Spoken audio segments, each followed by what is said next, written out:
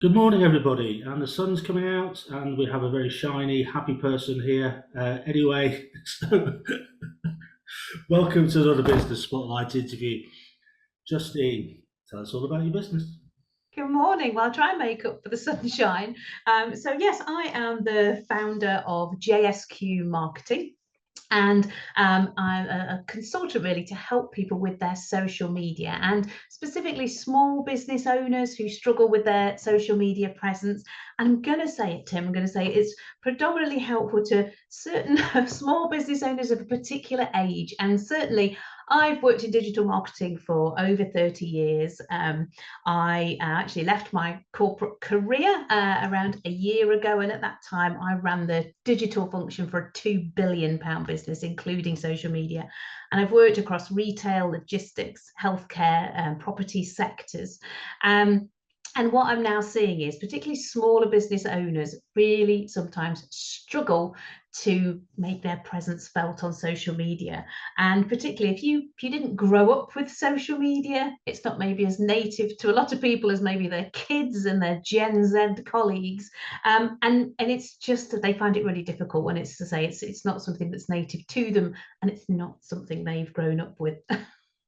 Okay, that's very interesting. So, why do you think they struggle with it? I think because I think there's quite different attitudes to social media between sort of age groups. I think a lot of people feel that to have a positive presence sometimes on social media can be seen as braggy. I think sometimes people can be really camera shy and actually sometimes struggle with the informality of social media. So quite often, it was really interesting, I find a couple of business owners who would quite happily present at a conference, and that could be something where they've sort of been scripted and they've practiced it lots of times, so they're really good at that and they're really confident, and they could have owned a business for a number of years. But the informality of talking to camera and the things that are very popular on social media, particularly with service businesses, and quite often you can be a bit less present if your business is around products that you sell, because they can do a lot of the talking for you. But when you have a service business, people struggle because, especially for small businesses, for once, it is all about you. And I think a lot of people struggle with that, say that, to sort of to improve your business and grow your business on social media, people need to get to know you and not just necessarily the service that you provide. So I think actually people struggle with that informality, and especially the type of things that people now like to see on social media is that day in the life of. So sort of like what's somebody doing in a day? Show me your day via social media. And I think it's just quite an alien concept to quite a few people. So No, that's really interesting, actually. And so, how do you go about educating someone like that about social media? usually it's baby steps. Some of the things I hear from a lot of people are, I haven't got any content, I've got nothing to post.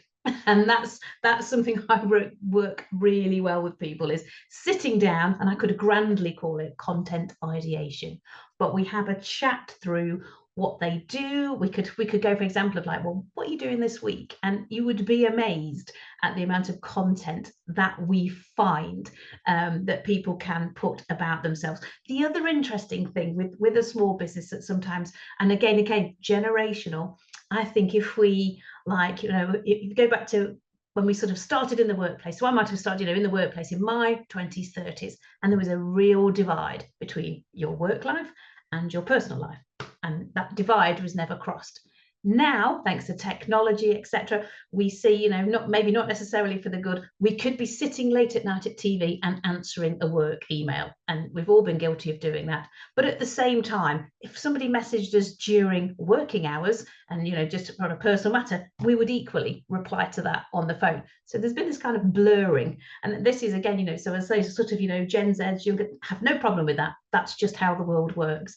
But I think with sort of like, sort of a 40 plus, there's a little bit more of a trying to keep the divide. And to really be successful on social media, for a business, it's still to let a little bit of the personal out, a little bit of personality. And people vary between how much they want to show, but, to try and encourage people to sort of show a little bit of themselves, maybe their hobby, what they do, really helps grow their business, because it gets, helps people know them. And then there's also, obviously, there's sort of stages. So I know I could say to a lot of my clients, right now, I just want you to do, straight off, talk to camera, tell us what you do in your business. And that would be a real panic. So there are quite a lot of baby steps we can take before you sort of, to show yourself, maybe using sort of photos, maybe using pre-record. So there's lots of ways around it to get people just that little bit more confident. Brilliant. Absolutely fantastic. So what makes great content? It depends on the business. It's always it's got to be engaging. So that's the key. I always stress to people, because I know is social media and it's a telephone, not a television. So even when you become confident on it, it's not just broadcasting out. Clue is in the name, social. So a lot of content is something that engages people and gets a conversation. That's what you want with people. You want a conversation, and you want to sort of engage with your followers as they grow, and your audience as people become interested in you.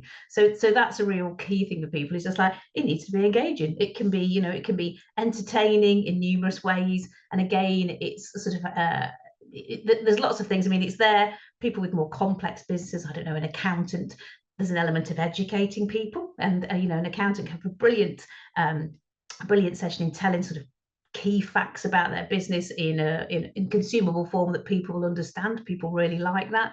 But so you've got all elements to it. You've sort of got educating, entertaining, engaging. It needs to be all those things, and obviously it's finding content for people that covers the spectrum of those things. It's quite interesting how people naturally fall into it. I've got one of my clients is an accountant, that's why I use them, and they're very good at giving their sort of tax facts, and they're it's obviously it is a serious subject, of course it is, and their credibility relies on that. But at the same time, we've introduced a little bit about an incredibly cute dog they've got called Flossie, and it's just balancing their sort of presence, and it's really like it's really made a difference to their audience has grown massively just by rounding them a little bit. I also work with a property developer who is equally huge personality and actually really confident on social media, but it's all kind of funny skits and funny takes, and so it's the exact opposite for them. It's saying, right, okay, then you need to let's start getting a bit serious with some of your content. Let's start giving us some key things about building regs, some key things about property, the facts, again, just to round people off. So it's giving people a rounded presence on social media. It's, again, really interesting. So a little bit moving away from that. Obviously left the corporate world. You started your own marketing business, social media business, marketing business. What have you found the biggest challenges from doing that? Oh gosh, well, actually for me it's opportunities, because it's amazing in some ways for all the positives of the corporate world. I mean, I'm hoping everybody listening to this who's in corporate will know there are lots of things that are incredibly frustrating. We won't talk about politics and all that side of it. So to step away from that is wonderful. Recommend it to anybody doing getting out of the day job.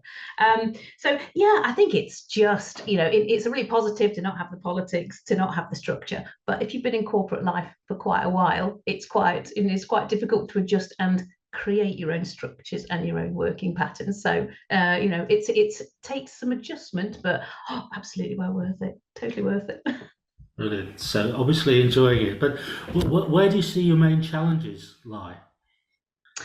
I think I suspect all small businesses like myself, when we're client based, it's keeping the throughput of new clients coming through, and keeping your business fresh, and then obviously what also developing is services. So when I've worked with a client, it's sort of ongoing services to touch base and make sure that they're keeping up with the social media world, and they're kind of adjusting and keeping going, and they've not lost their momentum. So I guess for all businesses like mine, it's keeping that client throughput.